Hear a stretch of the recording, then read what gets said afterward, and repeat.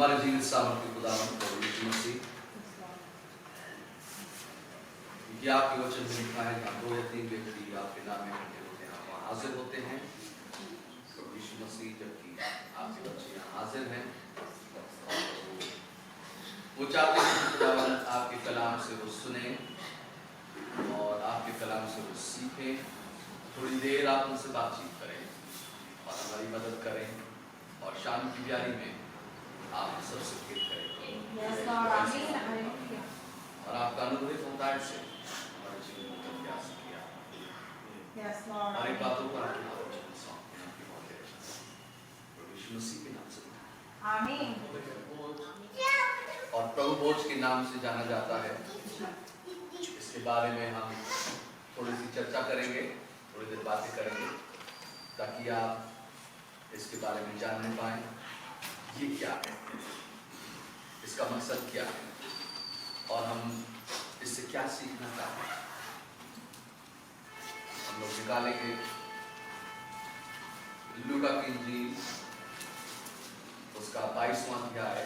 हम लोग प्रभु के वचन को पढ़ने के लिए खड़े हो जाएंगे।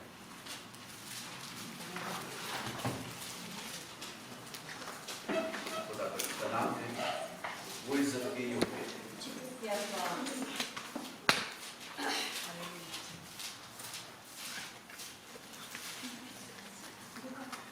लूका की इंजील उसका 22वां अध्याय और उसकी 14वीं आयत से लेकर के उसकी हम 20वीं आयत तक पढ़ेंगे और चाहूंगा कि भाई रवि हमारी पढ़ने में मदद करें।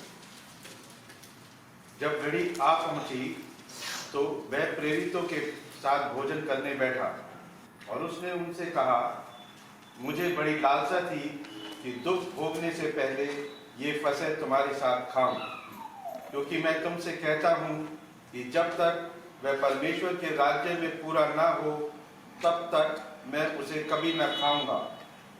तब उसने कटोरा लेकर धन्यवाद किया और कहा, इसको लो और आपस में बांट लो, क्योंकि मैं तुमसे कहता हूं कि जब तक परमेश्वर का राज्य ना आए तब तक मैं दाख का रस अब से कभी ना पीऊंगा। फिर उसने रोटी ली और धन्यवाद करके तोड़ी और उनको ये कहते हुए दी, ये मेरी देह है जो तुम्हारे लिए दी जाती है, मेरे स्मरण में के लिए यही किया करो। इसी रीति से उसने भोजन के बाद कटोरा भी ये कहते हुए दिया, ये कटोरा मेरे उस लहू में जो तुम्हारे लिए बहाया जाता है नई वाचा है। आमीन। प्रभु अपने पवित्र कलाम पर आशीष दे। प्रार्थना करें। हमारे जीवित सामर्थ्य खुदावंद प्रभु यीशु मसीह, इस वचन को आप हमारे लिए खोल दीजिए और इसके द्वारा आप अपने लोगों से बातचीत करें खुदावंद, ताकि आपके बच्चे इन बेसिक बातों को बहुत अधिकाई से अपने जीवन में सीख सकें। आपकी दया करें यीशु मसीह के नाम से आमीन। हम लोग ये फिल्म कर रहे हैं और शाम के समय में फिल्म कर रहे हैं। इसका सीधा कारण है, वो कारण आपको बताऊंगा। प्रेरितों के काम उसका 2रा अध्याय, जब बैप्टिज्म हो गया 3000 लोगों का, ठीक है, उसकी 41वीं आयत में लिखा हुआ है। प्रेरितों के काम उसका 2रा अध्याय 41वीं आयत में, Then that they gladly received his word, were baptized, and the same day there were added unto them about 3,000 souls.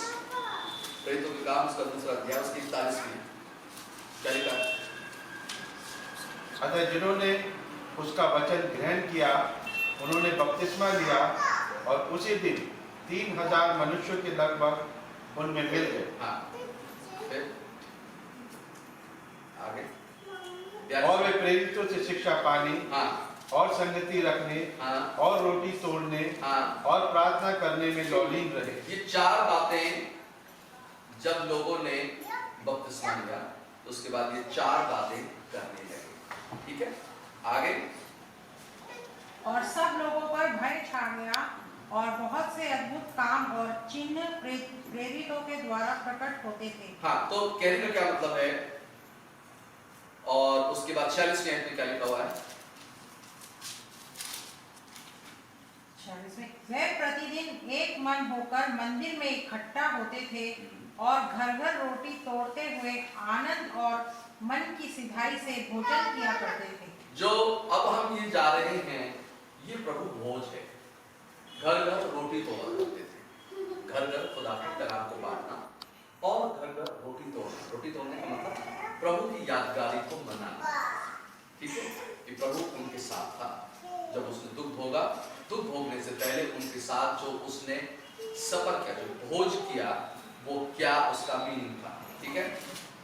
तो ना यहाँ पर कुछ बातें जो हैं, जो बेसिक प्रिंसिपल की बातें हैं कि जब हम प्रभु के साथ वाचा में बांधे गए, तो ये किन लोगों के लिए है? जो और लोग ऑलरेडी बैप्टाइज हैं, ऑलरेडी जो प्रभु के साथ वाचा में बंधे हुए हैं, उनके लिए ये भोजन है, ठीक है?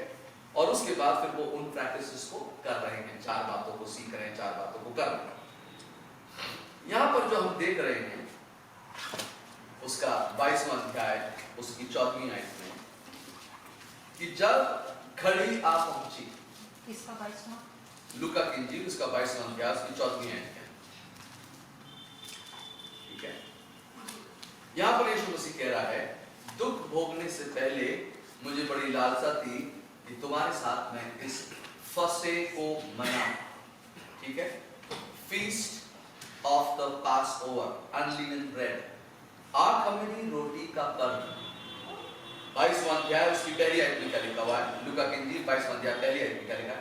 अख़मीरी रोटी का पर्व जो फसह कहलाता है। बस इतना ही पढ़ना है, समझने के लिए। हाँ, अख़मीरी, अख़मीरी मतलब जिसमें खमीर हो, जिसमें खमीर हो, है? जिसमें ना होता, हाँ, जिसमें खमीर ना हो। इसीलिए मैं उल्टा बोलता हूँ ताकि समझ में आ जाए। मैंने कहा जिसमें खमीर है, हाँ हाँ हाँ वही नहीं, जिसमें खमीर नहीं है वो रोटी, ठीक है? क्योंकि यीशु मसीह का जो बदन था वो सड़ाहट में नहीं गया, इसलिए हमको अख़मीरी रोटी के अंदर दाखिल होना है। तो ये रोटी कैसी होती है? आटा जो गुंदा हुआ होता है, उस रोटी से इसको बनाया जाता है जिसमें खमीर ना हो। क्योंकि बाहर क्या है? बाहर ब्रेड है ब्रिटानिया की। ब्रिटानिया की ब्रेड में खमीर होता है कि नहीं होता? होता है। तो वो क्या टेबल पे आ सकती है रोटी? नहीं। लेकिन बाहर तो आ रही है, ठीक है? इसको समझना बहुत जरूरी है।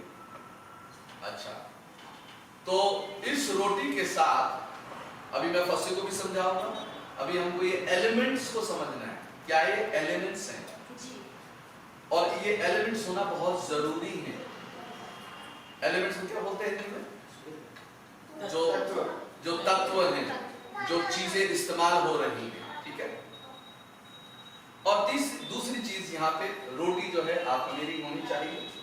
यहाँ पे ब्रिटानिया की ब्रेड या ये ब्रेड या वो ब्रेड ये शामिल नहीं होगी। और दूसरा जो दूसरी चीज है उसके अंदर यहाँ पे लिखा है उसकी 17वीं आयत में, 22 की 17वीं में क्या लिखा है? 22 की 17वीं में। हाँ। तब उसने कटोरा लेकर धन्यवाद किया और कहा, इसको लो और आपस में बांट लो, क्योंकि मैं तुमसे कहता हूँ कि जब तक परमेश्वर का राज्य ना आए तब तक मैं दाख का रस और अब से कभी ना पीऊंगा। दाख का रस मतलब? अंगूर का रस। अंगूर का रस मतलब शरबत या अंगूर का वाइन। शरबत। अंगूर का शरबत, अब यही समझना है, ये अंगूर का शरबत है। दाख रस क्या है? ये हमारी अपनी अकल कहती है। अंगूर ग्रेप जूस नहीं है। क्या समझ में आ रही है आपको? कई लोग वाइन कहते हैं, रेड वाइन। क्यों कहते हैं ये समझना जरूरी है, ठीक है? इसको हम दूसरे वचन को पढ़ेंगे, जवाब देते हैं।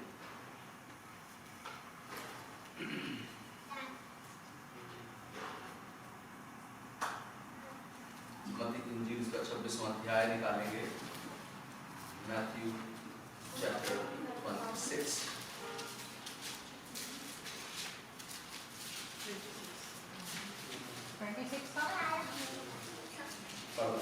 आप ये 26 का 26 पढ़े। 26 में है, जब वे खा रहे थे तो यीशु ने रोटी ली और आशीष मांगकर तोड़ी और चेलों को देकर कहा, लो खाओ, यह मेरी देह है। ना अब इस पे अंडरलाइन करना है आपने। ये रोटी किस चीज को दर्शाती है? प्रभु की देह को। ठीक है, तो ये देह दो तरीके से समझी जाती है। देह क्या है? एक खुदा का कलाम और दूसरा जो मसीह के अंदर पाया जाता है। ठीक है, इसके लिए क्या निकालेंगे? पहला कुरिन्थियों 12वां अध्याय। देह क्या है? पहला कुरिन्थियों 12वां अध्याय। इनको आप नोट करो ताकि आपको इससे फायदा होगा। 12वां अध्याय, उसकी 12वीं आयत से 12वीं 13 पढ़ेंगे। 12-13 पहला कुरिन्थियों 12वां अध्याय 12-13। क्योंकि जिस प्रकार देह तो एक है और उसके अंग बहुत से हैं, और उस एक देह के सब अंग बहुत होने पर भी सब मिलकर एक ही देह है। लोग बहुत सारे मिलकर भी एक ही देह हैं। ठीक है, ये बात किसकी हो रही है? कलीसिया। देह में क्या लिखा है? क्योंकि हम सबने, क्या यहूदी हो क्या यूनानी, क्या दास हो क्या स्वतंत्र, एक ही आत्मा के द्वारा एक देह होने के लिए बपतिस्मा लिया। एक ही देह होने के लिए बपतिस्मा लिया है। समझ में आ रही है? एक ही आत्मा के द्वारा। तो आत्मा भी एक है, बदन भी एक है। ठीक है, वचन भी एक है। ठीक है, तो इसलिए इसको समझना बहुत जरूरी है। वचन देह है, कलीसिया के लोग एक देह हैं। ये यूनिवर्सल बॉडी की बात हो रही है, पूरी दुनिया की। एक दो लोग, तीन लोग की नहीं, भाई देहरादून है, बाकी कोई है नहीं है? आपने ऐसा नहीं समझना। आपने समझना है यूनिवर्सल, होल वर्ल्ड की बात कर रहा है वो। इंग्लैंड, अमेरिका, ठीक है, ऑस्ट्रेलिया, चाइना, यूरोप, ठीक है, एशिया। तो इसके अंदर पूरे वर्ल्ड को एक पिक्चर देखना है और यहां पर एक आत्मा दिया गया है इन पूरी दुनिया को। ये नहीं कि देहरादून का आत्मा अलग है और उसके बाद जब हम जाएंगे बांग्लादेश का आत्मा अलग है और उसके बाद इंग्लैंड का आत्मा अलग है और उसके बाद चाइना का आत्मा अलग है, यूरोप का आत्मा अलग है, एशिया का आत्मा अलग है। जी नहीं, एक ही आत्मा है, चाहे वो यहूदी हो, चाहे वो यूनानी हो, चाहे वो दास हो, चाहे वो स्वतंत्र हो, एक ही आत्मा है, एक ही देह है। चाहे कोई पवित्र आत्मा के द्वारा मसीह की देह के अंदर जब बपतिस्मा ले रहा है यूरोप में, जर्मनी में, तो वो भी उसी देह का एक अंग हो गया। आगे बात समझ में? तो आप जब यहां जुड़ रहे हो तो किसके साथ जुड़ रहे हो? मसीह की देह के साथ। आप पास्टर सैमुअल के साथ नहीं जुड़ रहे, आप मसीह की देह के साथ जुड़ रहे हैं। आपकी बात समझ में आ रही है? आप वचन के साथ एक हो रहे हैं। किसके साथ एक हो रहे हैं? खुदा के कलाम के साथ एक हो रहे हैं। ये मेन मकसद है हमारा आने का, कि आप किसके साथ एक हो? खुदा के कलाम के साथ एक होते चले जाए। क्योंकि आदि में ही वचन था, वचन परमेश्वर के साथ था, वचन ही खुदा है। ठीक है, वचन ही खुदा है।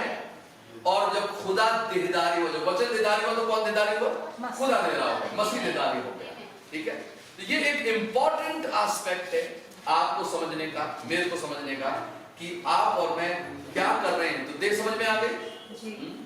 ये मेरी देह है, इसे आपस में बांट लो। तो क्या बांटना है? आखिर मेरी रोटी, ब्रेड नहीं, ये चीजें दर्शाती हैं। अब ये रोटी बोटी नहीं बन जाती, जैसे आप हाथ में लेते हैं तो एक डॉक्टर ये भी है कि जैसे आप रोटी लोगे बोटी बन जाएगी, नहीं बनेगी, कोई चमत्कार नहीं होगा। समझ में आ गया? ये एलिमेंट है, ये एक प्रतीक है, ये हम यादगारी मना रहे हैं। किसकी यादगारी मना रहे हैं? फंसे की।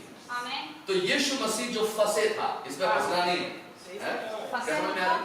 हाँ, अब यही समझाना है, ये फंसे में फंसना नहीं है आपने कि भैया ये आखिरी रोटी का पर्व जो फंसे कहलाता है, ये क्या है?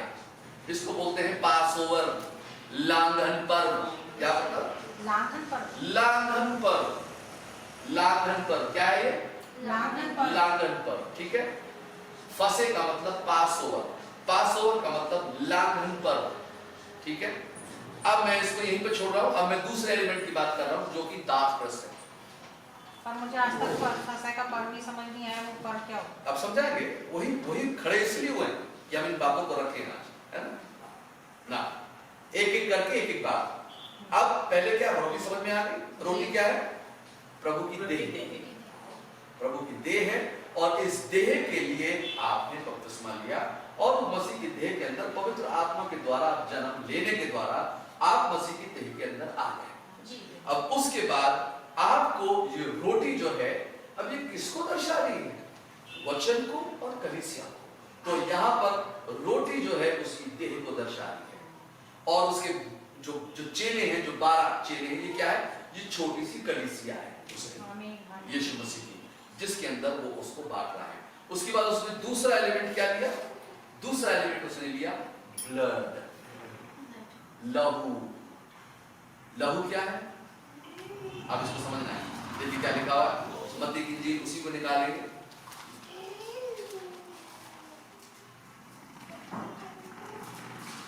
छब्बीसवां अध्याय आपने अभी पढ़ा। धीमे धीमे धीमे धीमे धीमे हमको सारी बात समझ में आई।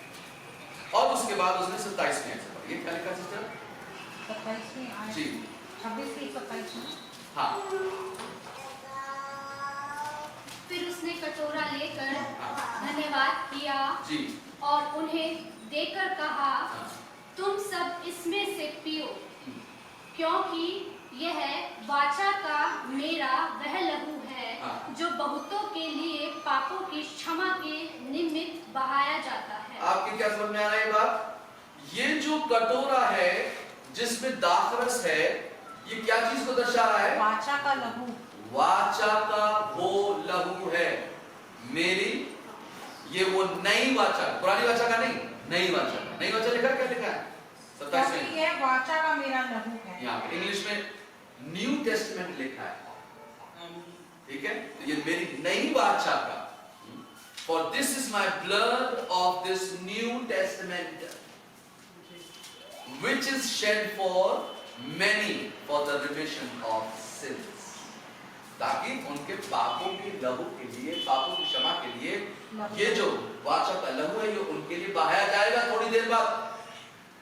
इसलिए तुम इसको आपस में पियो, इसलिए ये मौत की यादगारी है, यीशु मसीह की मौत की यादगारी है, ठीक है? और उसके बाद क्या होगा 29वें आयत में? मैं तुमसे कहता हूँ शाबाश। कि दाख का यह रस हाँ। उस दिन तक कभी ना पीऊंगा, हाँ। जब तक तुम्हारे साथ अपने पिता के राज्य में नया ना पीऊं। अच्छा, अब इस दाखरस को जो कि यीशु मसीह के लहू को दर्शाता है, इसको कैंपा-कोला से रिप्लेस कर सकते हैं? नहीं। हैं? लेकिन हमने तो कैंपा-कोला को देखा सच? हाँ। और मिरांडा के यीशु मसीह के लहू को दर्शाता है। रूह अफ़ज़ा भी देखा है। हैं? देखो, रूह अफ़ज़ा भी देख लिया उन्होंने, ठीक है? तो रूह अफ़ज़ा क्या दाखरस है? नहीं है। क्या मिरांडा क्या दाखरस है? नहीं। हाँ। तो फिर हम क्या ले रहे हैं? मजाक, ठट्टा। क्योंकि एलिमेंट ही सही नहीं तो उसका इफेक्ट भी सही नहीं। यस। क्या समझ में आ रहा है? समझ में आ रहा है। आपको लेना कुछ है, ले कुछ रहे हैं। लेना क्या है? दाखरस लेना है, लेकिन उसकी जगह हम क्या ले रहे हैं? कैंपा-कोला। कैंपा-कोला, रूह अफ़ज़ा, मिरांडा, तो क्या ये चीजें उस चीज को मैच करती हैं? दाखरस क्यों लेना है? दाखरस क्यों दर्शाया जाता है उसके लोगों को? क्यों? क्या रीजन है? दाखरस इसलिए दर्शाया जाता है कि उसको आप कई 100 साल भी रख लो, खराब होगा? नहीं खराब होगा वो? नहीं वो कभी भी खराब नहीं होगा, बल्कि उसका असर जो है वो और तीखा और स्वरूप से बढ़ जाएगा और जबरदस्त तरीके से वो बढ़ता चला जाएगा। जितना ओल्ड हो जाएगा उतना ही ज्यादा उसका और भी असरदार टेस्ट रहेगा। अच्छा होगा। टेस्ट की बात नहीं हो रही यहाँ पे, यहाँ बात ये हो रही है कि वो कभी खराब ही नहीं होगा। कितनी जबरदस्त बात है कि वो चीज कभी खराब ही नहीं होगी। तो क्या यीशु मसीह का लहू कभी खराब हो सकता है? एलिमेंट भी उसी के तरह लेना होगा जो प्रभु ने दिया, क्योंकि उस एलिमेंट का फिर वो इफेक्ट आ पाएगा आपके जीवनों में। ठीक है, ये एक इंपॉर्टेंट चीज है। यदि हम राइट एलिमेंट लेंगे तब उसका राइट इफेक्ट आएगा हमारे जीवन में। जब एलिमेंट ही गलत है तो फिर बात कैसे बनेगी? तो एलिमेंट का राइट होना बहुत जरूरी है। अच्छा, तो जो यीशु मसीह है, अब हम बात कर रहे हैं तीसरी बेसिक बात, टाइमिंग की। टाइम पे यहां पे लिखा है 4वीं आयत में, जब घड़ी आप पहुंची। ये काय की घड़ी थी? फसे की घड़ी थी। काय की घड़ी थी? फसे के पर्व की घड़ी थी। काय की घड़ी थी? फसे की पर्व। अब आपका क्वेश्चन जो है उसका सवाल का जवाब, ये फसे क्या है? आज लोग इसमें फंसे हुए हैं, तो आज उनको इसमें से बाहर निकालना है। इस फसे का पर्व है, ठीक है? तो यहां पर वो लिखा हुआ है, Now the feast of the unleavened bread drew near, which is called the Passover. Hindi में क्या लिखा है? 22वां अध्याय पहली आयत। पढ़ो हिंदी में, पढ़ो बच्चा। लूका 22:1।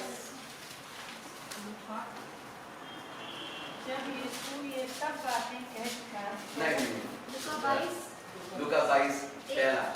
अख़मीरी रोटी का पर्व जो फसह कहलाता है निकट था, और प्रधान याजक और शास्त्री इस बात की, इसमें पूरा लिखा ही नहीं है। देखो इसमें लिखा ही नहीं, यहाँ पे लिखा ही नहीं। जो इंग्लिश की जो अब यहाँ पर उसने feast of unleavened bread which is called Passover, जो कि लांघन पर्व कहलाता है। पास ओवर, ठीक है? पास ओवर का मतलब होता है लांघन पर्व, ठीक है?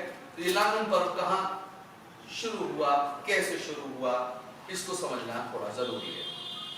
तो निकालेंगे हम लोग निर्गमन, पुराना ऐतनामा, ओल्ड टेस्टमेंट, निर्गमन 12वां अध्याय।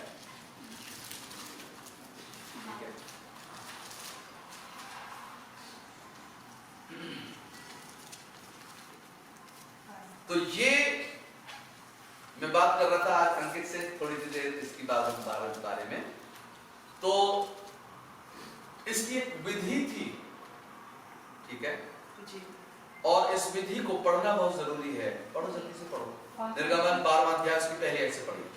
फिर यहोवा ने मिस्र देश में मूसा और हारून से कहा, यह महीना तुम लोगों के लिए आरंभ का ठहरे, अर्थात वर्ष का पहला महीना यही ठहरे जी। इस्राएल की सारी मंडली से इस प्रकार कहो, इसी महीने के 10वें दिन को तुम अपने पितरों के घरानों के अनुसार घराने पीछे एक एक मेमना ले रखो। और यदि किसी के घराने में एक मेमने के खाने के लिए मनुष्य कम हो, तो वह अपने सबसे निकट रहने वाले पड़ोसी के साथ प्राणियों की गिनती के अनुसार एक मेमना ले रखे जी। और तुम हर एक के खाने के अनुसार मेमने का हिसाब करना जी। तुम्हारा मेमना निर्दोष और 1 वर्ष का नर हो। अब ये क्वालिटीज बताई जा रही हैं उस मेमने की जब ये इस फसे को खाएंगे। तुम्हारा मेमना क्या हो? निर्दोष और 1 वर्ष का नर हो। हाँ, नर चाहिए। आगे, और उसे चाहे भेड़ों में से लेना चाहे बकरियों में से। तो ये 20 लाख लोग हैं जो इस फसे के पर्व को मनाएंगे, तो इसलिए भेड़ें और बकरियों में से इनको लेना है। ठीक है, निर्दोष चाहिए और मेल चाहिए, मेल। ठीक है, आगे। और इस महीने के 14वें दिन तक उसे रख छोड़ना। हाँ, और उस दिन गोधूली के समय, गोधूली मतलब क्या होता है? शाम जब हाँ, दिन ढल रहा और रात निकल गई, क्या मतलब? शाम हो गई। इस समय क्या हो रहा है? गोधूली का टाइम हुआ। इस समय गोधूली है? नहीं, वो तो 6:30 बजे हो गया है। हाँ, तो ये वो समय होता है गोधूली के बाद का समय, शाम का समय। उस समय में उस मेमने को क्या करना है? उस समय इज़राइल की सारी मंडली के लोग उसे बलि करें। हाँ, आगे। तब उसके लहू में से कुछ लेकर हाँ। जिन घरों में मेमने को खाएंगे उनके द्वारों के दोनों अलंगों और चौखटों के सिरों पर लगाएं। हाँ। और वे उसके मांस को उसी रात आग में भूनकर अखमीरी रोटी और कड़वे साग पात के साथ खाएं। क्या कौन सी रोटी के साथ खाना है इसको? अखमीरी रोटी। खमीरी रोटी और कड़वे साग पात के साथ उसे खाना है। ये विधि थी। और इसके बाद वे क्या है? उसके सिर पैर और अंतड़ियों समेत आग में भूनकर खाना। कोई चीज नहीं छोड़नी, सिर पैर अथड़ियों समेत ऐसा इसको तो भून के पहाड़ में खाना होता है। है। जी, अब इसको अभी छोड़ देंगे। अब जी। 11वीं है जी। मेरे को तो सारा और पहाड़ उसके में। खाने की यह विधि है, हाँ, कमर बांधे, पाँव में जूती पहने हाँ, और हाथ में लाठी लिए हाँ। हुए उसे फुर्ती से खाना। इसको फुर्ती से खाना। वह तो यहोवा का पर्व होगा। ये तो यहोवा का लांघन पर्व हो गया। यहाँ पे फिर हिंदी में पर्व कर दिया। ये तो यहोवा का, it is the Lord's Passover, ये यहोवा का लांघन पर्व होगा। ठीक है, उसके बाद फिर यहाँ प्रभु बात कर रहा है कि अब इसको समझना है, जिस मेमने का लहू उस घरों के ऊपर लगाया जाएगा, चौखट के ऊपर, तो लोग उसको अंदर रह करके उस मेमने को खाएंगे। क्यों? निर्दोष की बलि दी जा रही है उस परिवार के लिए, क्योंकि प्रभु ने कहा था कि इन्होंने इस्राएल को, जो कि मेरा पहलौठा है, उसको दुख दिया है, इसलिए मिस्र के सारे पहलौठे जो क्या होंगे, वो मारे जाएंगे, उसको खुदा दंड देगा। तो इसके बचने का उपाय ये है, ठीक है जी। बचने का उपाय ये है कि आपने अपने घरों में इस फसे को मनाना है। ये किनके लिए है? ये यहूदी लोगों के लिए था, इजरायली लोगों के लिए था इस फसे को मनाना। आज भी इजरायली इस फसे को मना रहा है। ठीक है, क्या हम आज फिर इस काम को करेंगे? नहीं, इसका प्रतीक, इसका जो रूप है, नई भाषा में बदल चुका है। इसको समझना जरूरी है। ठीक है, 12वीं आयत में क्या लिखा है?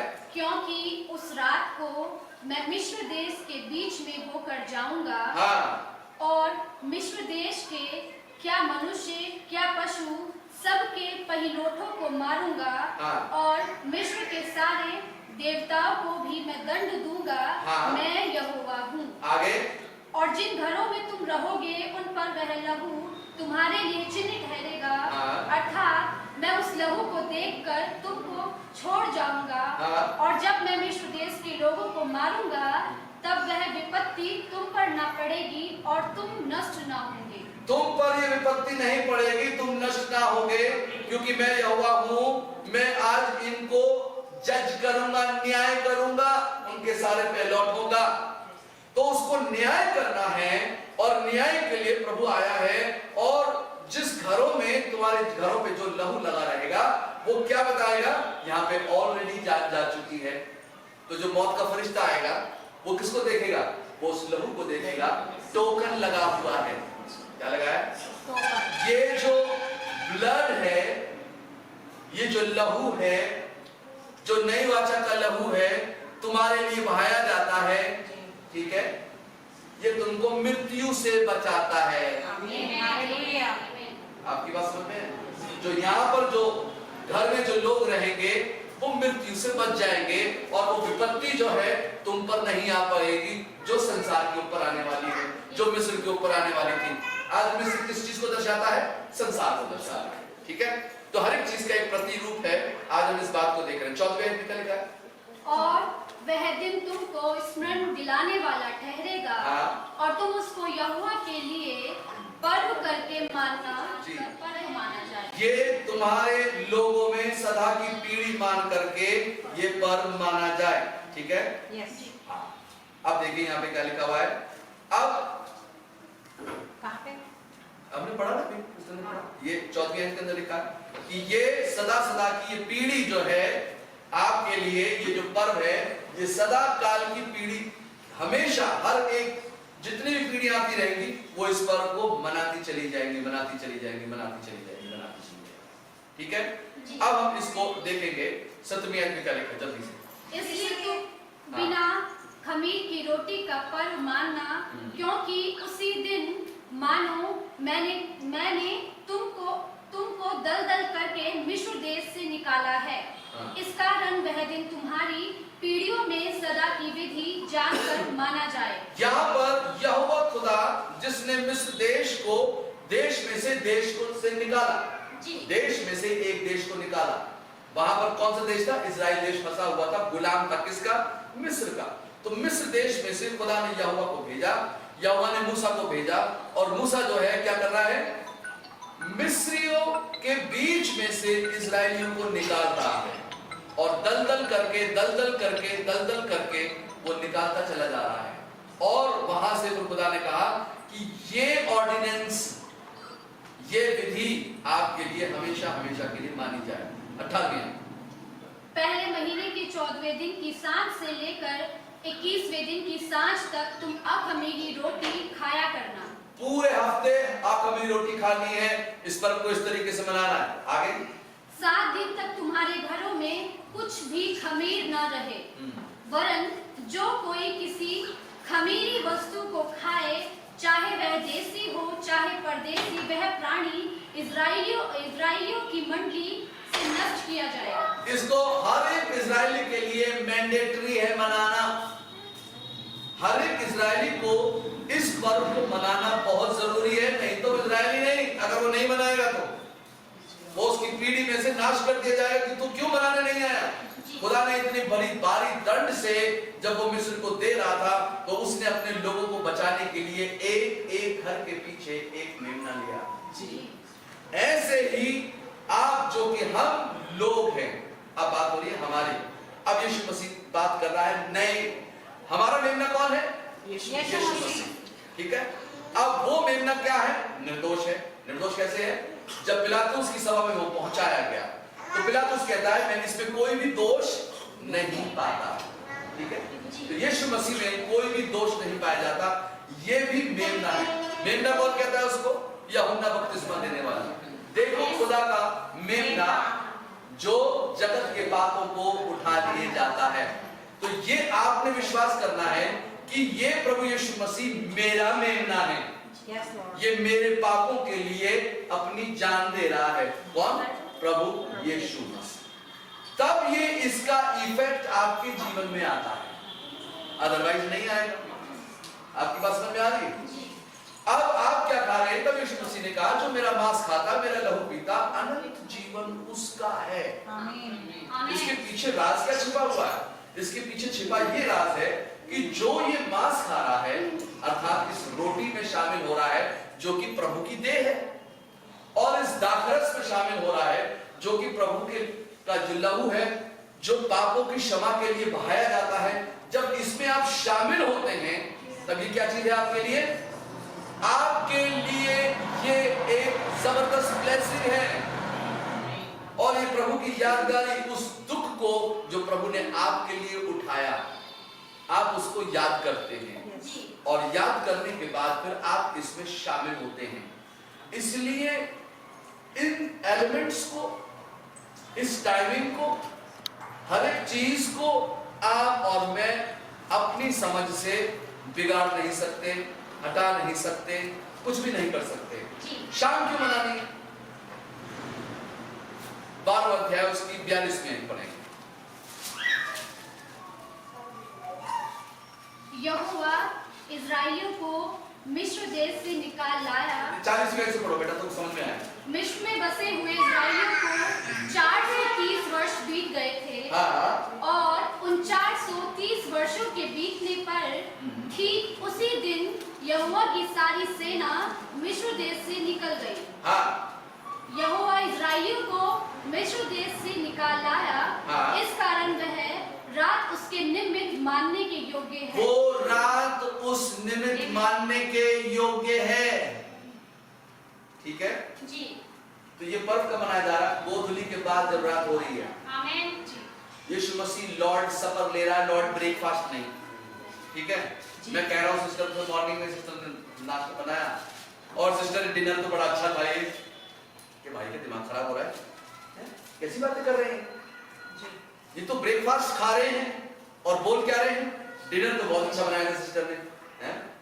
ऐसा हो सकता है? नहीं। नाश्ता अलग है, मॉर्निंग का ब्रेकफास्ट अलग है।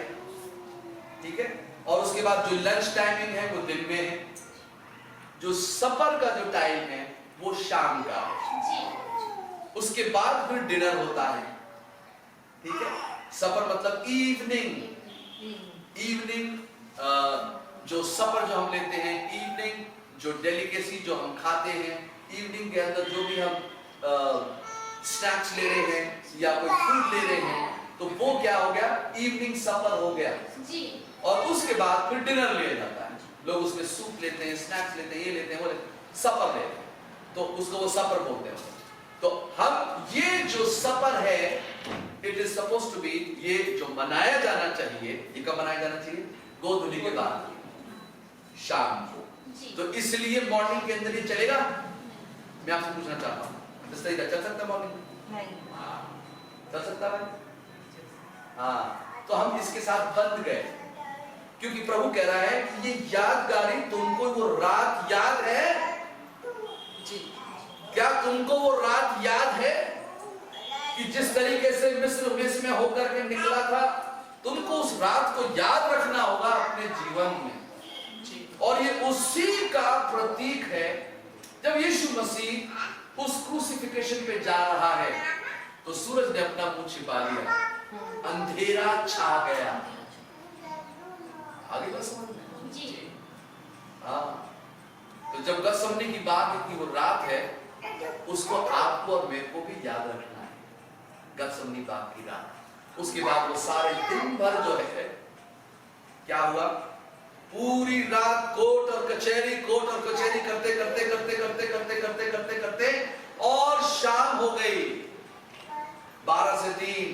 और उसके बाद जब वो वचन देधारी, जिसके अंदर कोई भी खुदा जो कि मुजस्सम हुआ, वो मसीह का मतलब होता है जब परमेश्वर, जो खुदा जो है वो क्या बन जाए? मनुष्य बन के आपके बीच में आ जाए। ठीक है भैया, ये मतलब है, इसका मतलब यही है एग्जैक्टली। मसीह का मतलब जब इंसान के रूप में खुदा आ जाए, इसको बोलते हैं मसीह। आमीन। खुदा इंसान बने। ठीक है, तो वो परफेक्ट मैन है, एक सिद्ध मनुष्य है और सिद्ध खुदा। ठीक है, बहुत सारी आयतें हैं जो इस समय मैं आपको दिखा नहीं सकता, लेकिन इस समय ये मैं सोचता हूँ आपकी समझ में अब आ रहा होगा। ठीक है, अब हम इसको पढ़ते हैं दोबारा से, मत्ती की, लूका की इंजील उसका 22वां अध्याय और 4। अब यीशु मसीह कब जान दे रहा है? जब घड़ी आ पहुंची। कौन सी? फसह की। ठीक है, तो टाइमिंग जब हम मिलाएंगे तो टाइमिंग किसके आएंगे? पास ओवर के। तो वो बीच में कोई और दिन, किसी भी दिन जान दे दे? जी नहीं। ऐसा नहीं होता। बाइबल कहती है रोमियो की किताब में कि उसने ठीक समय पर जान दी। वो ठीक समय क्या था? वो ठीक मेमने के ज़बह होने का समय था। ये था वो ठीक समय जब इजरायलियों को अपने अपने घर में मेमने का बलिदान करना है और उस फसह की तैयारी करनी है और उस फसह के पर्व में जाना है। यही समय यीशु मसीह का भी है बलिदान होने का। जब घड़ी आ पहुंची, जब फसह का पर्व निकट था, जब हर एक इजरायली ने इसको यादगार मनाना है, लेकिन वो अपने मेमने को, जो कि खुदा का भेजा हुआ मेमना था, उसको रिजेक्ट करके अपने चक्रों में लगे हुए थे। जैसे आज जो राइट होली कम्युनियन को छोड़ करके लोग क्या कर रहे हैं? ब्रेकफास्ट में लगे हुए हैं। क्या हो गया इनकी आंखों को? इनकी आंखें बंद हो चुकी हैं, इनको दिखाई नहीं दे रहा, जो लिखा हुआ है वो समझ में नहीं आ रहा। इसलिए जिसके मन में जो कुछ आता वो करता है। तो चेले भी कुछ अलग कर रहे हैं क्या? चेले सुबह कर रहे हैं क्या? देखो क्या लिखा हुआ, पहला कुरिन्थियों उसका 11वां अध्याय।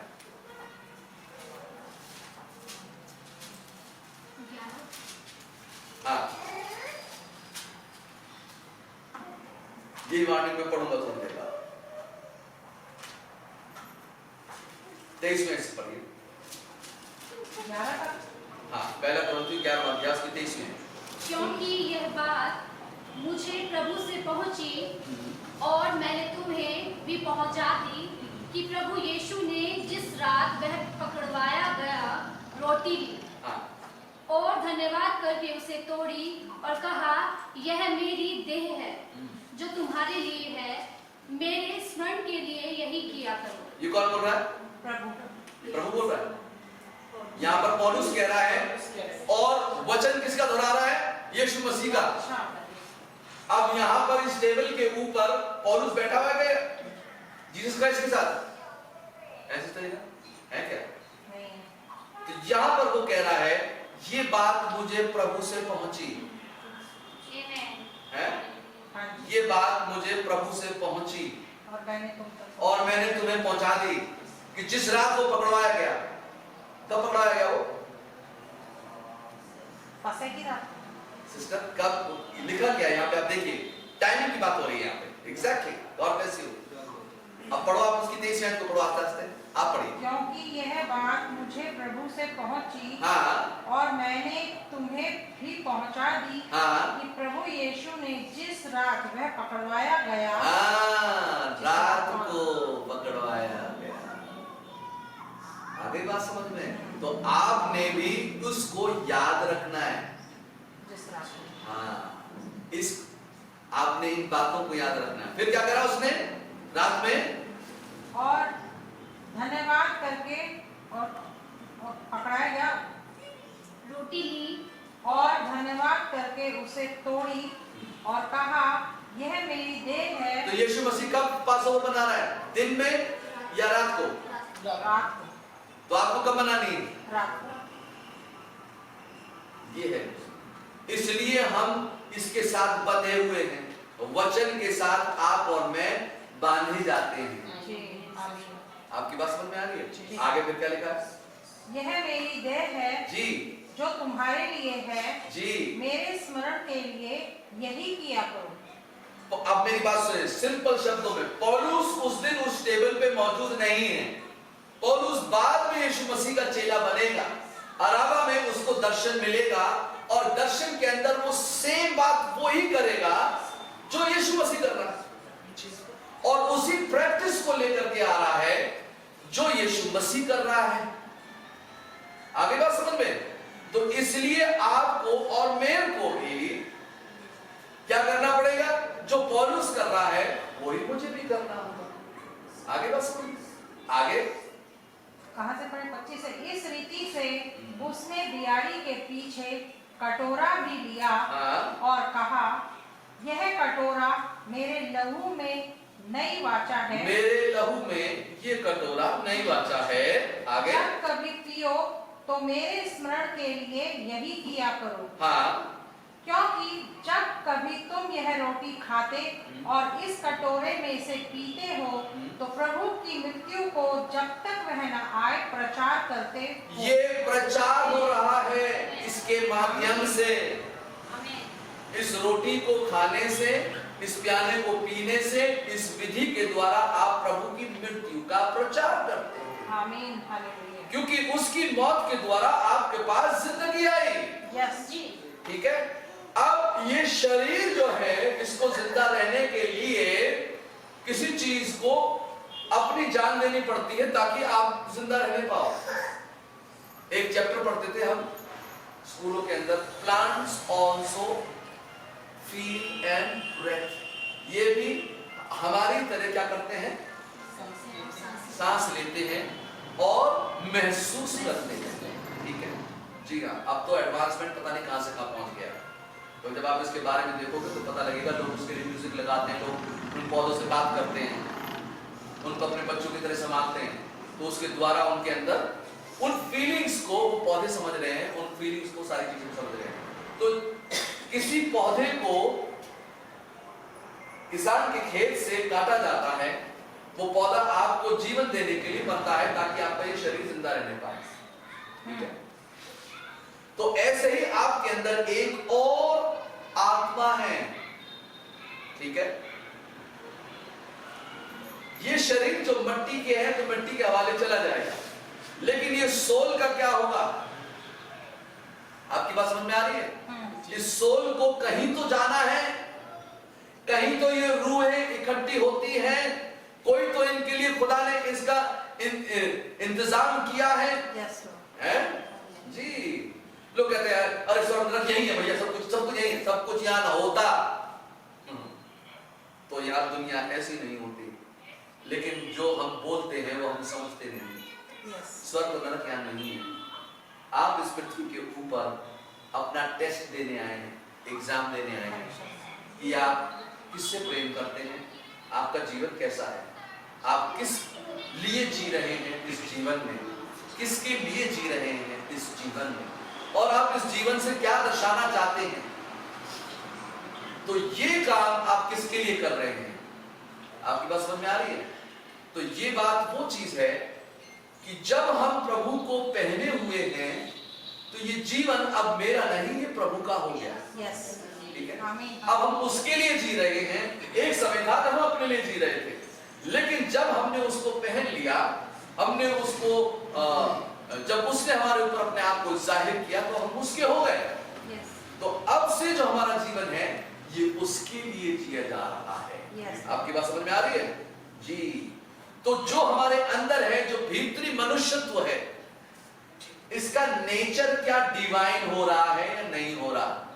या ये वो कूड़ा करकट है, या इसके अंदर आज भी वो ख्वाहिशें, वो रविशें, वो सारी चीजें वो ही पाई जाती हैं जो दुनिया की।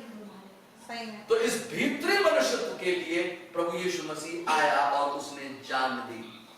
खुदा तो आत्मा है। खुदा क्या है? आत्मा। God is a spirit.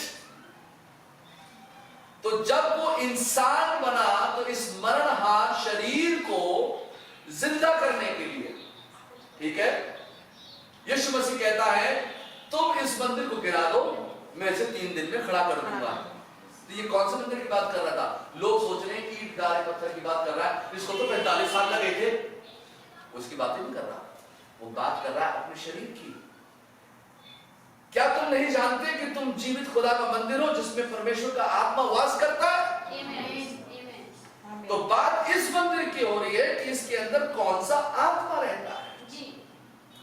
तो जब हम ये जो सब कुछ काम कर रहे हैं, इस मंदिर को तैयार कर रहे हैं, इसके अंदर झूठ, फरेब, नापाकी, व्यभिचारी आत्मा, ये सारी चीजें यहां से दूर हो और ये मंदिर साफ हो और इसके अंदर खुदा का आत्मा आकर के रहे। आत्मा कैसे आके रहेगा? मसीह के वचन को अपने हृदय में अधिकाई से बसने दो और सिद्ध ज्ञान सहित एक दूसरे को सिखाओ और चिताओ और अपने मन में आत्मिक गीत गाओ। जब तक प्रभु का कलाम आपके अंदर नहीं आएगा, पवित्र आत्मा आके रेस्ट नहीं करेगा। तो इसलिए सही वचन को आपने अपने हृदय में लेना जरूरी है। उसी के ऊपर आत्मा आकर के ठहरता है। Yes, Lord. आमीन। यीशु मसीह कौन था? Hallelujah. यीशु मसीह कौन था? आदि में वचन था, वचन परमेश्वर के साथ था, वचन ही देहधारी हुआ। देहधारी हो गया। और जब वो बपतिस्मा ले रहा है तो पवित्र आत्मा आकर के वचन देहधारी के ऊपर आकर के ठहर रहा है। आमीन। तो जब ये अब यीशु मसीह कहाँ है? हम ढूंढ रहे हैं यीशु मसीह को। ये रहा। आमेन। आमीन। हालेलुया। आप ढूंढ रहे हो मुझे? ये रहा। तुम मेरे विषय की बातें इसमें ढूंढते हो, उसको ढूंढना कहाँ है? इसमें। वो आपको यहां मिलेगा। जब आप इस वचन को अपने हृदय में ले लेंगे तो परमेश्वर का आत्मा आपके अंदर आकर रहेगा। Yes, Lord. और जब आत्मा आपके अंदर आकर के रहेगा, जितना वचन खाएंगे, वचन खाने से मेरी सारी बुराइयां दूर हो गई। आमीन। वचन खाने से। Glory to the name of God. एक भाई साहब मेरे सामने सिगरेट पी रहे थे और उन्होंने कहा कि आपको परेशानी नहीं हो रही? मैं सिगरेट पी रहा हूं। मैंने कहा नहीं। अरे क्यों? मैंने कहा सिगरेट आप पी रहे हो कि मैं पी रहा हूं? पहली बात तो ये देखो, आप अपने मंदिर को खराब कर रहे हैं। मैं तो खराब नहीं कर रहा। हाँ, आपने बाइबल को कैसे समझा है मैं नहीं जानता, लेकिन जिस दिन से मैंने इसको समझा है, मेरी बुराइयां मेरे पास से अपने आप जा रही हैं। आमीन। मुझे इसमें कोई भी ताकत लगाने की जरूरत नहीं है। Yes, Lord. आपकी बात समझ में आ रही है? क्योंकि जब आप इस वचन को खाते हैं तब आपके जीवन में ये वचन काम करता है। आमीन। ठीक है? देखिए क्या लिखा हुआ है। एक आयत में और पढ़ूंगा, फिर हम खत्म करेंगे।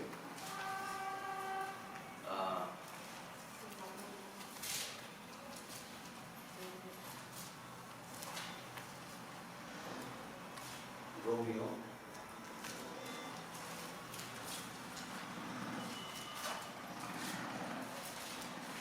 12वां अध्याय उसकी पहली आयत से। इसलिए हे भाइयों, हाँ, मैं तुमसे परमेश्वर की दया स्मरण दिलाकर विनती करता हूँ। मान लो पौलुस सबके सामने हाथ जोड़ करके ये कह रहा है, मैं परमेश्वर की दया स्मरण दिला करके तुमसे विनती करता हूँ जी, कि अपने शरीरों को जीवित और पवित्र और परमेश्वर को भावता हुआ बलिदान करके चढ़ाओ। ये आपसे डिमांड कर रहा है खुदा का कलाम। आगे, यही तुम्हारी आत्मिक सेवा है। ये तुम्हारी आत्मिक सेवा है। आगे, इस संसार की सदृश ना बनो, हाँ। परंतु तुम्हारे मन के नए हो जाने से तुम्हारा चाल चलन भी बदलता जाए, आपकी बात समझ में आ रही है? आगे, जिससे तुम परमेश्वर की भली और भावती और सिद्ध इच्छा अनुभव से मालूम करते रहो। भली और भावती और परमेश्वर की सिद्ध इच्छा कैसे मालूम होगी आपको? कैसे मालूम? अनुभव से अनुभव के द्वारा आमीन। एक्सपीरियंस मिलता है। जी, ठीक है? आपकी बात समझ में आ रही है? जी। जब आप कुछ करोगे तो उसका एक्सपीरियंस रखा है उसमें साथ। जब आप ये करेंगे तो एक एक्सपीरियंस है, एक आपको तजुर्बा मिल रहा है उस बात को करने के द्वारा। ठीक है? ऐसा नहीं है कि कुछ भी हो रहा है। और ये क्यों हो रहा है? तुम संसार के सदृश्य ना बनो, संसार जैसे ना बनो। अब पौलुस के जमाने में क्या औरतें जींस पहन रही हैं इस समय? है? तो वो क्या कह रहा है? कौन से मेकअप की बात कर रहा है? वो कौन सी चीज की बात कर रहा है? संसार का दर्शन। उस समय के जो संसारिक बातें थी, जो लोगों में पाई जाती थी, उठना बैठना, चलना फिरना, खाना पीना, सोना जागना, ओढ़ना पहनना, जो संसार की तरह उस समय दिख रहा था, उसकी तरह मत बनो। जी, आज संसार में संसारिकता कैसे दिखाई दे रही है? उठना बैठना, खाना पीना, बोलना चालना, ओढ़ना पहनना, इसके द्वारा संसारिकता दिख रही है। तो प्रभु कह रहा है कि तुम अनुभव करो, अनुभव करो। खुदा को कैसे जानोगे? जी, कैसे वो खुदा तुमको इस बात को समझाए कि मेरी सिद्ध इच्छा कैसी है। ये पहले कलीसिया काल का दूत है और हमारे समय के अंदर खुदा ने 7वें कलीसिया काल के दूत के द्वारा आज के जमाने की बातों को रख दिया है कि आज के जमाने के लोग किस तरीके के हैं। जी जो संसारिक हैं उनकी तरह आपको नहीं बनना, जो खुदा के हैं उनकी तरह आपको बनना है, ताकि हम उसकी सिद्ध मर्जी पवित्र हो जाएं। हमारी जो बॉडीज हैं इसका भी पवित्र होना जरूरी है। अरे खुदा ऊपर थोड़ी ना देख रहा, वो तो अंदर देखता है। नहीं, वो दोनों जगह देखता है। आमीन, हालेलुया। आमीन। आपको दोनों ही चीजों को समझना है। जी present your bodies, present your bodies are living sacrifice. इसे जीवित बलिदान करना है। आप जब प्यार करते हैं तो वहां बलिदान भी आता है, वहां सैक्रिफाइस भी आती है। होली एक्सेप्टेबल, पवित्र, होली एक्सेप्टेबल अनटू गॉड। किसके लिए? खुदा के लिए हम कर रहे हैं। Which is your reasonable service. ये आपकी छोटी सी रीजनेबल सर्विस है खुदा के लिए, जो आप इस काम को करेंगे, ताकि आपकी बुद्धि के नए हो जाने के द्वारा अब आपकी अंडरस्टैंडिंग में एक शिफ्ट आ रहा है। जो बातें मैं पहले करता था, मैंने बताया आज अपने जीवन के बारे में, मेरे इन भाइयों को रास्ते में बातें कर रहे थे हम लोग। जब मैं होटल में था तो मैं गाता था फिल्मी गाने। आप गाओ यहां खड़े होकर के, कैसा लगेगा आपको? है? अरे कैसा पास्टर है?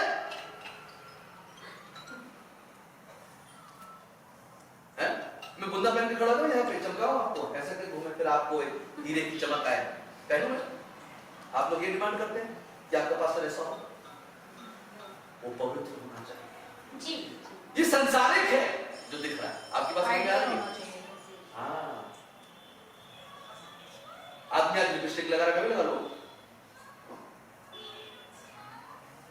आदमी कड़े पहनने का भी पहनूं, कड़े चलकाऊं उसको।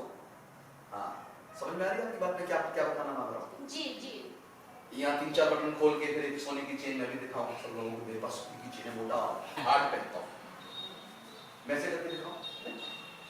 जो दिखने वाली चीजें हैं, आज के संसार की तरह मैं भी बाल कटवा लूं, पेंट कर लूं उनको, पेंट करो। आप लोग क्या कहते हैं? आपकी सलाह मानूंगा मैं। आप चाहते हैं बाल पेंट करो? नहीं चाहते ना? मैं नहीं करूंगा। क्यों? क्योंकि प्रभु ने हमें पवित्र किया है। पवित्र का मतलब क्या है? पवित्र का मतलब, पवित्र मतलब क्या है? मैं आपसे सुनना चाहता हूं। पवित्र मतलब क्या है? अच्छा, जो बर्तन हम यहां इस्तेमाल करते हैं, इसमें हम चाय पी सकते हैं? इसी प्याले में है, अभी जिसको लिक्विड लेंगे, ये पवित्र बर्तन है, इसको हम पवित्र रखते हैं। इसके रखने की जगह क्या इन्हीं बर्तनों को हम ले जा करके धो करके, जो बर्तनों में हम खाना खाते हैं उन्हीं बर्तनों के साथ रख देते हैं इनको? हैं? क्यों? क्यों नहीं रखते? अलग करते हैं, अलग करते हैं। इस अलग होने को पवित्र कहा जाता है। आमीन। ठीक है? इस अलग होने को, सेपरेट होने को पवित्र कहा जाता है। अच्छा, इसका मैं उदाहरण सिंपल, बाहर मान लो ढोल बज रहा है और वहां सब लोग ठुमक रहे, डांस कर रहे, ढोल है, तो जो लोग उस पे एक भद्दे गाने पे डांस कर रहे हैं बुरी तरीके से, नशे में चूर होके, आज तो मेरे यार की शादी है और उस यार की शादी के अंदर वो दीवाने होकर के सड़क पे लेट लेट करके सैकड़ों रुपए लुटा दिए उन्होंने। इससे अच्छा उस दोस्त को दे देते तो उसका भला होता नहीं, लेकिन सबको दिखाना है मेरे यार की शादी, मैं इससे बहुत मोहब्बत करता हूं, तो मैं आज दुनिया को दिखा दूंगा कि मैं इसके लिए हजारों रुपए लुटा सकता हूं, क्योंकि मेरी मोहब्बत वो जो बैठा है ना घोड़े के ऊपर, वो मेरा दोस्त है और मैं दुल्हे का असली यार हूं। तो असली यार प्रूव करने के लिए दुनिया में वो नोट पे खेलेगा, ये करेगा, वो करेगा। अरे भाई घर ले जाकर के उसके लिए तो एक सोने की घड़ी है, उससे बहुत प्रेम करता है, उसके लिए FD करवा दे, तू सड़क पर मत लुटवा, तू असली दोस्त है उसका, उससे बहुत मोहब्बत करता है। तो आपको और मेरे को क्या करना है कि क्या मैं भी ऐसा करूं? क्या आपको अच्छा लगेगा? पास्टर भी वहां पे डांस कर रहा है, ठुमक रहा है जोर जोर से, आज मेरी यार की शादी है, वो भी लगा पड़ा है उनके साथ। नहीं कर सकता, जब पास्टर नहीं कर सकता तो कांग्रेगेशन भी नहीं कर सकती। कुछ समझ में आ रही है बेसिक बातें? जी जी तो हम भी संसार की तरह सिगरेट नहीं फूक सकते, गुटखा नहीं खा सकते, मसाला नहीं खा सकते, सुरती नहीं खा सकते। रख ली और बात कर रहे हैं भैया, फिर तो सब ठीक है, हम तो कर रहा हूं। अरे भैया क्या हो गया, होली मूड में आ गए, बाहर सिगरेट पी रहे, फिर उसके बाद बताइए और आकर के आरास्ता हो मेरी जान, दुआ करने आते रो रहे, और आकर के फिर क्या कर रहे, फिर वहां से बाहर निकले, होली मूड लेके निकले, फिर सिगरेट दिलाई। अपने जिस्म को भी इसको लेने से पहले अपने आप को पाक साफ करें। हालेलुया। आपकी बात समझ में आ गई? अगर हर एक इंसान, इसका क्या होगा, आ रही बात समझ में, उसके जीवन के अंदर यह होगा कि वो पहला कुरिन्थियों 10वां अध्याय उसकी 16वें आयत में, the cup of blessing which we bless, it is not the communion of the blood of Christ. पहला कुरिन्थियों 10 हाँ, पढ़ रहा हूं उसको, आपसे सुनिए, अभी निकालना मत, घर में पढ़ना, अब मेरे को बोलने दो थोड़ी। ठीक है जी भाई। The bread which we break it is not the communion of the body of Christ. For we being many are one bread and one body, for we are all partakers of that one bread. Behold, Israel after the flesh are not they who eat of the sacrifice partakers of the altar. कहने का मतलब ये है कि ये जो आशीष का कटोरा आपके बीच में रखा गया है, इसकी बेहुरमती में और आप ना करें जी। जिसको समझने की कोशिश करें। हम एक देह हैं कलीसिया के अंदर, और हम एक देह होने के लिए बुलाए गए हैं। तो चाहे मैं दिल्ली में हूं, चाहे मैं यहां हूं, चाहे फिर कोई अमेरिका का भाई हमारे साथ आता है, तो वो भी यही करेगा जो मैं कर रहा हूं, आमीन। क्योंकि वो भी इस रोटी का हिस्सा है। चाहे वो एशिया हो, चाहे वो जर्मनी हो, चाहे वो क्या हो, यहाँ पे कोई रंग का, कोई जात बिरादरी का, ये सब खत्म होके एक रोटी में आ जाते हैं। क्या बात समझ में आ गई? ये ऊंची जात का है, ऊंची जात का है, ये इसका है, ये उसका है, ये सब खत्म हो जाता है इस एक कटोरे में और एक रोटी में। कई लोग क्या करते हैं, प्याली पीते हैं, अरे ऊंची जात का पी बना, कैसे कटोरे में पीऊंगा? तो तुम इसको मानना छोड़ दो आज से, तुम्हारे लिए नहीं, क्योंकि खुदा ने इंसान को बनाया जी। ठीक है, खुदा ने किसको बनाया? इंसान को बनाया, और इंसान ने जब अपने चाल चलन इस पृथ्वी के ऊपर बिगाड़ लिया, तो वो खुदा ही इसको बनाने के लिए, इसके चाल चलन को सीधा करने के लिए इस पृथ्वी के ऊपर आया। आमीन। हालेलुया। एक ही प्रकार का खून है, लाल खून है, इसकी ग्रुप अलग अलग कर दिए, डीएनए ये है, ये है, वो है, ये है, और ध्यान है लोगों। लेकिन क्या नीची जात का खून का कलर अलग होता है, ऊंची जात का खून का कलर अलग होता है? ऐसे देखा आपने आज तक? अमेरिका में जो खून बहता है वो अलग है, हिंदुस्तान में जो खून बहता है अलग है। जो वहां का ग्रुप ए है और यहाँ का ग्रुप ए अलग होगा क्या? नहीं होता है कैसा? अरे नहीं होगा, अंग्रेज है ना वो, और हम लोग काले लोग हैं। काले लोगों का खून थोड़ा सा बेकार होता है, और जो गोरे लोग होते हैं उनका खून थोड़ा अच्छा होता है। ऐसा होता है क्या? जो गरीब लोग होते हैं उनका खून थोड़ा सा बेकार सा होता है, और जो अमीर लोग होते हैं अच्छा माल खाते हैं, अच्छे फल खाते हैं, इसलिए उनका खून ज्यादा अच्छा होता है। ऐसा होता है क्या? कभी सोचा?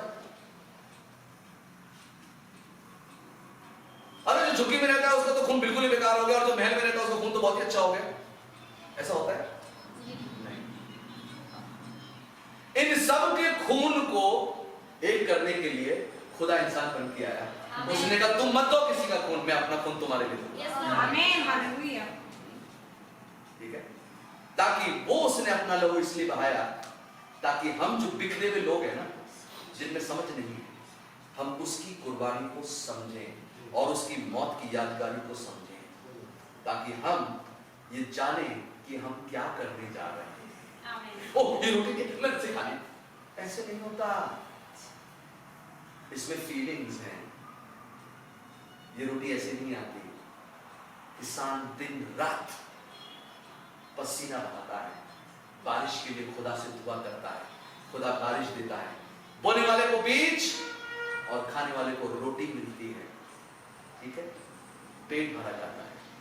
ये रोटी ऐसे आती है ये भी खेत में से कटता है, गेहूं पिसता है, उसे मरोड़ा जाता है, पैरों के नीचे वो गेहूं जाता है, रौंदा जाता है, उसके बाद वो निकाला जाता है, फिर उसको छाना जाता है, उसके बाद गेहूं अलग और उसका भूसा अलग किया जाता है। ये नहीं कि भूसा भी इसमें मिला हुआ है और उसी में सब कुछ मिला हुआ है, ऐसे नहीं आ रहा, बहुत प्रोसेस है।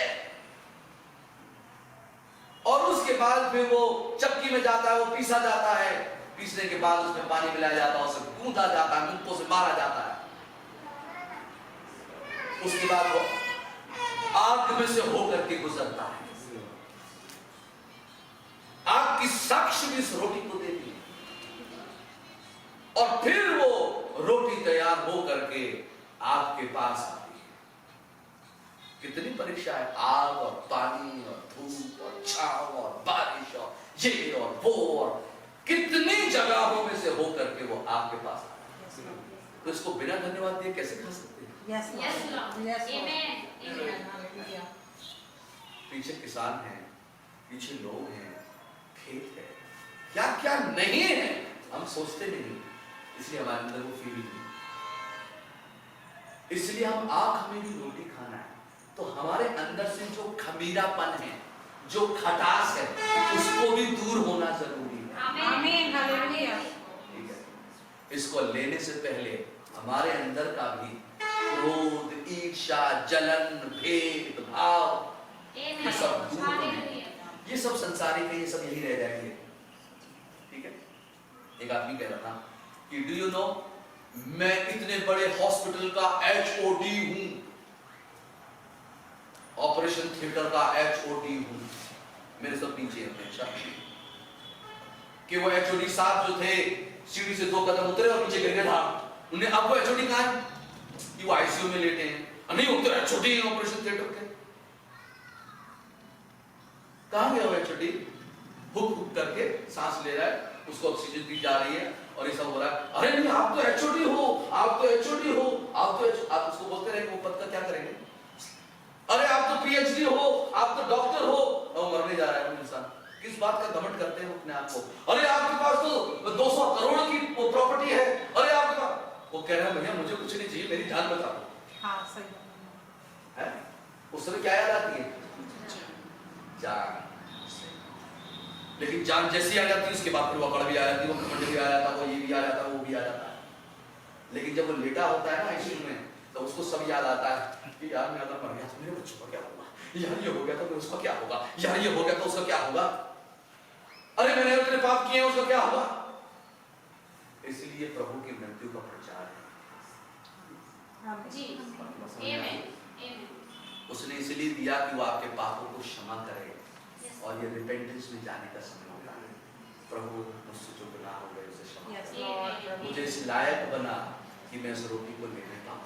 Yes, ये Lord. तेरी देह है, ये तेरी देह को दर्शाती है।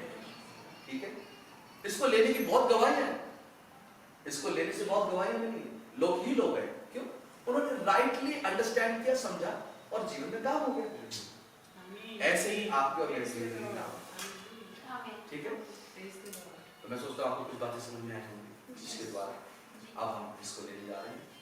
हम इसको लेंगे। तो कौन लेता है? जो जिसका बपतिस्मा हो चुका है, जो ऑलरेडी उस पानी में से जा चुका है, अब उसको भी आपका बपतिस्मा मिलेगा जो कि पवित्र आत्मा को दर्शाता है। कब मिलेगा? तो जो लोग लेने वाले लोग हैं वो आगे आ गए, जो नहीं लेने वाले लोग हैं वो पीछे चले गए।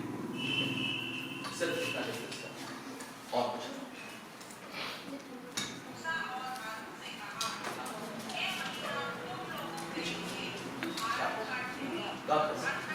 बैठे, बैठना। हम लोग लाइन पे थोड़ा बना लेंगे। तो ये कोई हम लाइनें नहीं खींच रहे, लेकिन एक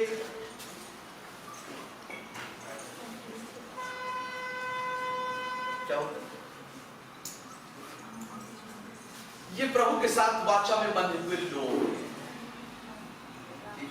इसे कोई भी ले सकता है। इसको लेने के लिए आपको मेरे को समझना है, हमको तैयारी करनी है। कोई भी आदमी किसी के साथ भी रहने लगता है घर में, आज मैं इस औरत के साथ रहूंगा, आज मैं उस औरत के साथ रहूंगा, फिर मैं उसके साथ रहूंगा, फिर मैं उसके साथ रहूंगा, ऐसा होता है क्या? एक औरत के साथ वाचा बांधी जाती है, फिर आदमी उसी औरत के साथ रहता है। तो जब आप इस कटोरे में से पीने जा रहे हैं तो आप प्रभु के साथ वाचा में बंध रहे हैं। अब आप और कहीं अपने मुंह को नहीं लगाएंगे, आप और कोई दुनिया का प्याला नहीं पिएंगे, शाम रंगीन नहीं करेंगे, हैं? आपकी बात समझ आ रही है? आपने यहाँ भी प्रभु के कटोरे में से पिया, उसके बाद फिर दोस्त ने बुलाया कि चलो भाई हम प्रोग्राम करेंगे, ठीक है? और उस प्रोग्राम के अंदर फिर आपने वहां जाके शाम रंगीला कर दी, उसके बाद आपने रंगीन शाम कर दी, और उसके बाद आपने वहां भी पी ली और घर लड़खड़ाते हुए आए, तो फिर ये टेबल आपके लिए नहीं है, फिर हम उसको नहीं लेते, उस आदमी को मना कर देते, भाई आप दूर आओ, आप इसके योग्य नहीं हो, पहले इसके लिए योग्य हो। शराबी, कबाबी, जुआड़ी, नशेड़ी इसमें शामिल नहीं होता, व्यभिचारी आदमी इसमें शामिल नहीं होता, इससे दूर हो। हमारे पास सब बोलते थे, भक्ति करे कोई सूरमा, कामी, क्रोधी, लालची, इनसे न भक्ति हो। भक्ति करे कोई सूरमा, सूरमा का मतलब समझते हैं? वॉरियर, जो संयमी हो, जिसके अंदर संयम हो, जो डिसिप्लिन लाइफ जीना जानता हो। एक डिसिप्लिन है, इस डिसिप्लिन को अपने अंदर लेना होता है, ये खुदा का डिसिप्लिन है। क्या बात समझ आ रही है? तो इसको लेने के द्वारा आप और मैं जो है प्रभु के डिसिप्लिन में जाते हैं, उसको जो वो ऑर्डर देता है उसी ऑर्डर को आप और मैं फॉलो करते हैं। खुदावंद आपको आशीष दे।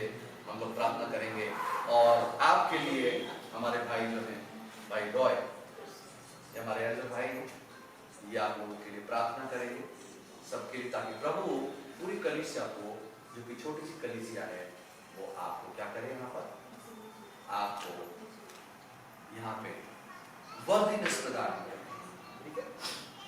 प्रार्थना करेंगे ऐसा।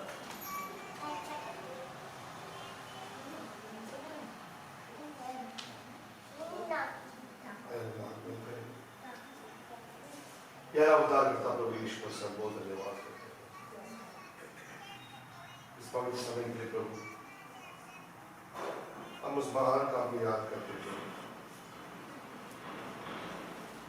खुदावंद। दुनिया क्या चीजें याद नहीं करती है, दिनों को नियत कर देते हैं, औरतों का दिन है, आदमी का दिन है, बच्चों का दिन है, मनुष्य को दिया क्या याद करते हैं। लेकिन प्रभु आपने ऐसे काम किया प्रभु, इस दुनिया में कोई नहीं कर सकता। आपने हमारा उद्धार किया, आसमान और जमीन जमीन में कोई दूसरा नाम नहीं था, सिर्फ प्रभु यीशु मसीह के नाम छोड़ दिए। आप अपने महिमा छोड़ा, अपने सिंहासन छोड़ी, और इस पृथ्वी में प्रभु एक मनुष्य बन के आया। एक मनुष्य ने एक मनुष्य मरना था, लेकिन आप आगे भी मरने वाला है नहीं प्रभु। लेकिन आपने प्रभु मनुष्य बन के आया और उस क्रूस की मौत को स्वीकार किया। आपने कहा उस क्रूस को प्रभु बड़ी आनंद से चुमा कि आप जानते थे प्रभु कि आज जो मैं बोझ उठा रहा हूं, आगे मेरे बच्चों को बोझ करके से उतर जाएगी। प्रभु आपको बहुत धन्यवाद करता हूँ। टेबल में शामिल होना चाहता हूँ प्रभु, एक धन्यवाद करने का टाइम है प्रभु। उस महान का आपको सिर्फ याद करना नहीं, उसको याद करके आप हृदय से धन्यवाद करें प्रभु। आपने मेरे लिए क्या कुछ नहीं किया, आपने हमारे लिए प्रभु बहुत कुछ कर दिया, लेकिन मैं वो नालायक हूँ, मैं अनथैंकफुल पर्सन हूँ प्रभु। इस सब बातों में ढूंढते हुए दुनिया में खड़ा रहा, लोगों को नाम ऊंचा करते हुए, लोगों को स्तुति करते हुए, लोगों को पीछे, एक्टरों को पीछे, दुनिया के पीछे, पिक्चरों को पीछे। एक तरह धन्यवाद प्रभु ने मेरा आंखें खोला। आपकी इस महान काम के सामने हर एक इंसान के काम प्रभु पीछे पड़ जाए। जब इस रोटी को मैं लूंगा प्रभु अपने हाथ में, Oh, yes. प्रभु मैं महसूस करूंगा ये गेहूं उस मट्टी से आई है, उसमें जीवन होती है और उसको कूटते हैं, मारते हैं, सेपरेट करते हैं, उसको मुक्का मारते हैं, उसके बाद वो रोटी बन के आती है। Yes. वो गेम दर्शाती है मेरा प्रभु तुम भी एक मट्टी के शरीर में आए। Yes, Lord. जैसे वो गेम सेपरेट होता है वैसे तुम भी दुनिया में सेपरेट हुआ Yes.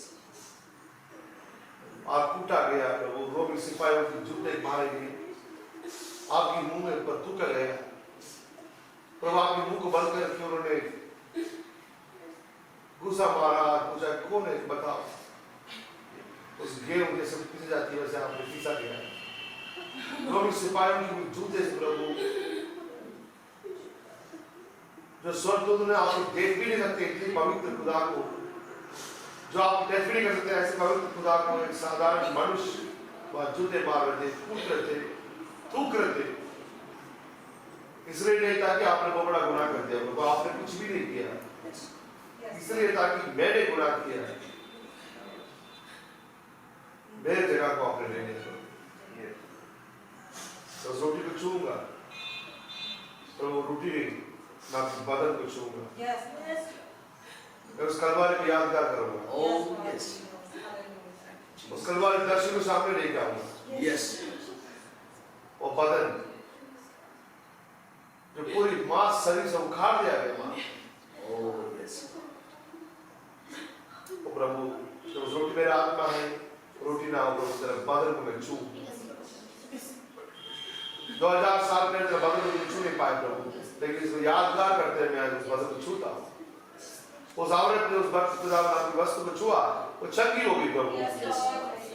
आज मैं तेरे बदन को छू रहा हूँ, मेरी हर एक बीमारी से चंगी हो सकूँ, हर एक दुष्ट आत्मा की पीड़ से आजाद हो सकूँ। मैं आपको छूना चाहता हूँ, तेरे वस्त्र को नहीं, तेरे को ही छूना चाहता हूँ। अनुग्रह कर। जब उस दाग बदू को खुदा में लूंगा, मैं याद करूं प्रभु मेरे कारण वो खून बहाया गया, वो एक एक ड्रॉप का खून जो कलवारी क्रूस पे गिरता गया, गिरता गया, गिरता गया, वो पूरी क्रूस पे खून था, पूरी वस्त्र में खून था, जहां पे आपको मारे गए थे वहां पे सारा वो खून था, एक पवित्र खून जो माँ बाप की इच्छा से पैदा नहीं हुआ, पवित्र से पैदा हुआ इस दुनिया में, एक कन्या की पेट से जन्म लिया, वो गुनाह क्या है जानता ही नहीं था, लेकिन उस खून को इस पृथ्वी में गिरना बहुत जरूरी है। ना तो खुदा उन्होंने आपको पृथ्वी में मार दिया, ना तो आसमान में या पृथ्वी में आपको जला दिया, आसमान से पिता ने तिरस्कार कर दिया, जमीन से आपने ही लोग तिरस्कार कर दिया, दोनों जगह तिरस्कार होते हुए बीच में मैंने लड़का, तो उस खून को प्रभु मैं लूं, खून में जीवन पाए जाते हैं, जब वो खून को लूं प्रभु मैं तेरे जीवन को पाऊं, तेरे जीवन बोधाई से मेरा दवा है, खून में कैरेक्टर होती है प्रभु, उस खून से खुदा तेरे कैरेक्टर है, मैं तेरे से देख पाऊं, तेरे से सुन पाऊं, तेरे से बात कर पाऊं, एक मसीह जिंदगी जी पाऊं, तेरे जीवन मेरा दास, इस रोटी को इस दाग पर मैं लूंगा खुदावन, मैं सबसे जो सोच समझ करूंगी, उसके बाद मैं एक दूसरे को प्यार दूंगी प्रभु, और इस बात को याद करें, इस पूरी ब्रह्मांड का खुदा वो खुद किसी मनुष्य का पैर धोए, और आपने बोला मैं तुम्हारा पैर धो रहा हूं, तुम भी एक दूसरे का पैर धो, ताकि ये बस सोचो कि मैं किसी से बड़ा हूं, मैं किसी से अच्छा हूं, मैं किसी से ऊंचा हूं, सच ये बड़ा अच्छा ऊंचा सबको खुदावन एक बराबर करने के लिए आपने कल से हमें आगे रखा। लेकिन कोई ये नहीं कह सकता कि मैं बड़ा हूँ, अच्छा हूँ, ऊंचा हूँ। अब बस कोई अच्छा नहीं, कोई बड़ा नहीं, कोई ऊंचा नहीं। Yes. सब आप बड़ा है, आप अच्छा है, आप ऊंचा है। Yes, Lord. हम सबको बराबर है। हम सब बराबर हैं। हम आपकी प्रभु मूल से कर दे रहे बच्चे। हम सब भी गुलाम में थे प्रभु। Yes, Father. एक गुलामी से आपने मोल ले दी। Yes. उस काम को भी आप सिंसियर एक्सेप्ट करें। Yes. जिस भाई बहन के पैर धोते उनके लिए आप दुआ करें। प्रभु इस पवित्र भाई को बहनों के पैर धोने के योग्य नहीं करती। Yes. जब वो मेरे पैर धोते तो मैं ये प्रभु स्वीकार करूं। प्रभु ये भाई या बहन जो लहू खरीदा हुआ बच्चा है, वो मेरे पैरों को छूना, मेरे पैरों को धोने के लिए लायक नहीं, योग्य नहीं प्रभु करके अपने आप को हम्बल करने का फैसला दे। हमें दीर्घकालीन का आत्मा दे। Yes. ये सब एक ट्रेडिशनल वर्ताव का हो, बल्कि पूरी मन से, पूरी आत्मा से, पूरी बल से हम इस काम कर सकते हैं। Yes. तेरी उपस्थिति चाहते हैं, आप यहाँ पे हो प्रभु। Amen. जब आप बदल से छूते हैं, आप बदल से छूते हैं, हम आपको प्रभु यहाँ पे महसूस कर रहे हैं। Yes, Lord. यह चंगाई हो, दुष्ट आत्मा से प्रभु यहाँ पे आजाद हो। आमीन, हालेलुया। तेरे बच्चे को प्रभु पवित्र आत्मा का अभिषेक हो। Yes, Lord. तेरे नाम की महिमा की विनती करता हूँ, प्रभु यीशु मसीह के नाम से मांगता हूँ। आमीन।